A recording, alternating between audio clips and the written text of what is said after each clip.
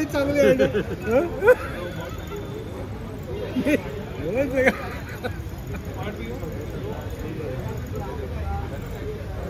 या आवाज ऐकू येईल का?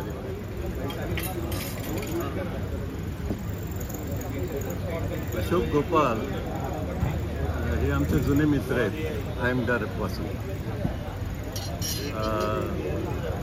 IMDRचे प्राध्यापक आणि अशोक गोपाल यांच्यात फार फरक आहे. ते नेहमी मनमोकळे हसत असतात आणि आम्ही घेतलेली कुठलीच गंभीर गोष्ट ते गंभीरपणे घेत नाही आणि याचं मला फार आकर्षण आहे. आणि आजचा दिवस महत्त्वाचा असा की आमचे हे मित्र यांनी एक फार महत्त्वाचं पुस्तक लिहिलं आहे आणि त्यांचं कौतुक देशभरात होते. हे मला फार महत्त्वाचं वाटतंय. कारण अशोक गोपाल यांनी आम्हाला ही त्यांची बाजू, त्यांनी जो डॉक्टर आंबेडकरांवर लिहिलेला इतिहास आणि त्यासाठी घेतलेले कष्ट, याचं मला कौतुक वाटते. आणि असे मित्र आमचे आहेत, IMDRशी संबंधित होते, याबद्दल आजचा दिवस मला महत्त्वाचा वाटतो. आज आम्ही त्यांचा थोडक्यात एक सत्कार करणार. त्याला फार वेळ लागेल, परंतु त्यामुळे मुख्य गोष्टी ज्या आहेत त्याच्यावर भर द्यायला पाहिजे. आणि तो म्हणजे एक असा एक वेगळा कॉम्बिनेशन असतं, मिश्किलपणा आणि गंभीरपणा याचा संगम असतो. आणि आपल्याला असं वाटतं की जो माणूस मिश्किल आहे म्हणजे अशोक गोपाळ, ते मिश्किल आहे, ते हसत असतात, ते टिंगल टवाळी करतात. म्हणजे जनरली त्यांना जे व्यंग दिसतं ते खरं कार्टुनिस्ट व्हायचे. त्यांच्या अंगात जर चित्रकला असती तर ते कार्टुनिस्ट झाले असते. पण असो, परंतु आपल्याला जे वाटतं की कार्टुनिस्ट म्हणा किंवा त्या अशोक गोपाळांसारखे व्यक्तिमत्व म्हणा जे समाजातल्या व्यंग्यावर बोट ठेवतात, ते खरोखर फार गंभीर असतात आणि ते गंभीरपणाने विचार करत असतात. आणि तसं त्यांनी गंभीरपणाने समाजातल्या उपेक्षित घटकांबद्दल विचार केला आणि म्हणून ते आंबेडकरांकडे वळले.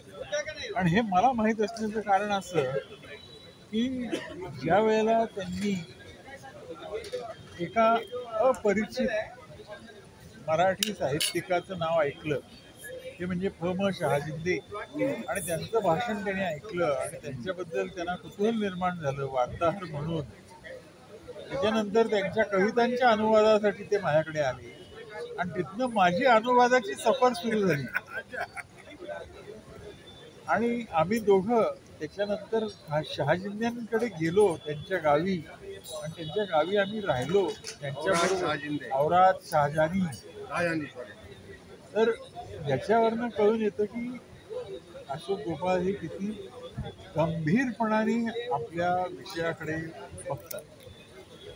आणि नुसता गंभीरपणा नाही, सूक्ष्मदृष्टी. त्यामुळे त्यांनी हे एक अतुलनीय असं काम केलेलं आहे आंबेडकरांचं चरित्र. आणि त्याला तितक्याच समर्थपणाने नवयान पब्लिकेशननी केलेलं आहे आणि त्याचा योग्य तो सन्मान ह्या कमलादेवी चट्टोपाध्याय पारितोषिकाने झालेला आहे. त्यामुळे आम्हाला अतिशय आनंद होतो आणि यापुढेही अशोक गोपाल यांच्या हातून असंच काम घडो अशी मी इच्छा व्यक्त करतो. याचं कारण असं आहे की अशोक गोपाळ हे अतिशय प्रांजळ आहेत.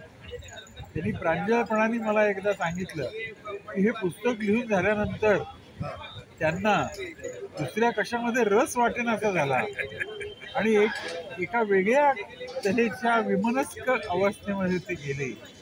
त्यातनं ते बाहेर आलेले आहेत. मला या प्रसंगी ऑस्कर वाइल्ड यांचं एक वाक्य आठवतं. There are two kinds of disappointment in life. One is not to get what you wanted and the other is to get it. परंतु तसं त्यांच्यावर वेळ येणार नाही, कारण त्यांची पत्नी आणि मुलगी हे त्यांना साथ देत आहेत आणि तशीच साथ त्यांना मिळत राहो एवढीच शुभेच्छा व्यक्त करतो. थँक्यू.